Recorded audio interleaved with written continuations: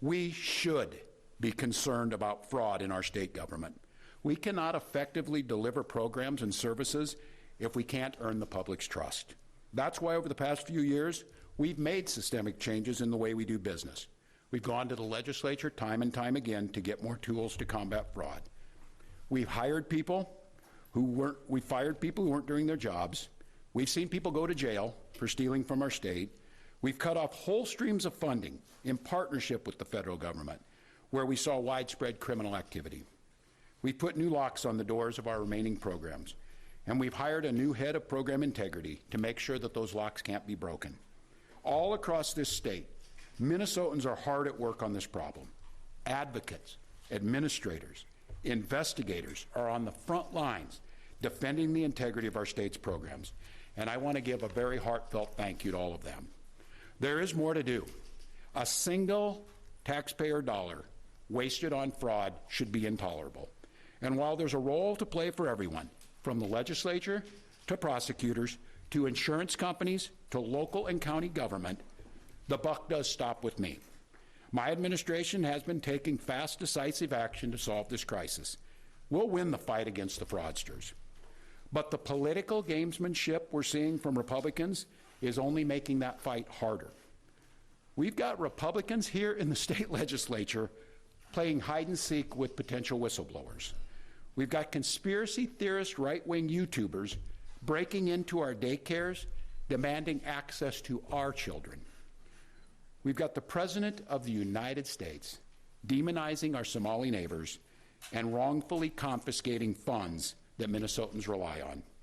It's disgusting and it's dangerous. Republicans are playing politics with the future of this state. It's shameful, and I've said it before and I will continue to say it. We welcome ideas from anyone, in any party, from any walk of life, who wants to help us continue to stay ahead of these criminals. And we welcome the involvement of the federal government. I am grateful to the career professionals at the U.S. Attorney's Office and the FBI who have been helping us fight this fight for years. But I cannot abide the actions of the political leadership in Washington. These opportunists are willing to hurt our people to score cheap points. They and their allies have no intention of helping us solve this problem, and every intention of trying to profit off of it. Which brings me to this. 2026 is an election year. Election years have a way of ramping up the politics at a time when we simply can't afford more of that in Minnesota. In September, I announced that I would seek a historic third term as Minnesota's governor, and I have every confidence that if I gave it my all, we would win the race. But as I reflect on this moment with my family and my team over the holidays, I came to the conclusion that I can't give a political campaign my all. Every minute that I spend defending my own political interest would be a minute I can't spend defending the people of Minnesota against the criminals who prey on our generosity and the cynics who want to prey on our differences. So I've decided to step out of this race, and I'll let others worry about the election while I focus on the work that's in front of me for the next year. I'm passing on this race with zero sadness and zero regret. I did not run for this job to have the job.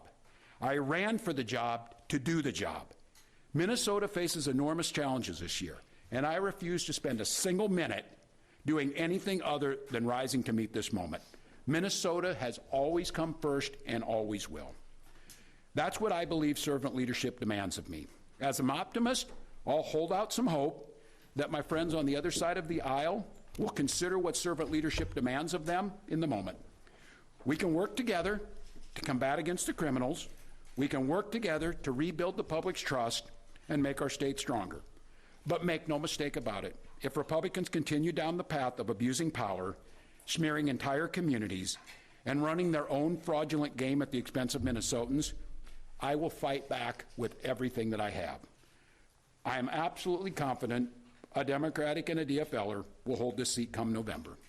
I'm confident that I'll find ways to contribute to the state that I love long after next January. But there'll be time to worry about all that later.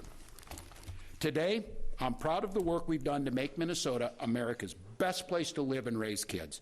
From our new paid leave policy to our child tax credit to our school lunch programs feeding every single child. And I'm doubly proud of the incredible team we put together to make this vision a reality. I want to take a moment to thank every member of my staff, to every single state employee who has been part of this fight. Now more than ever, I need you on the job. I need you to help work together to tackle the important work in front of us. And most of all, I want Minnesotans to know how grateful I am for the opportunity to serve this state, for the privilege that I have been given to serve in this office. I'm on the job. I'm focused on making sure that we stay America's best place to live and raise kids. No one will take that away from us. I'm proud of the way we treat our neighbors. I'm proud of the way that we welcome people to this state. I'm proud of the way that we innovate. And I'm proud of the way that we are optimists for the future.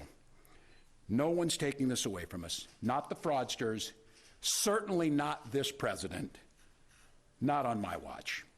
Tomorrow, I'll be back with you. I'll give you an update on America's best paid family medical leave program that is now a week into it. And at that time, I'll take all your questions. Thank you all.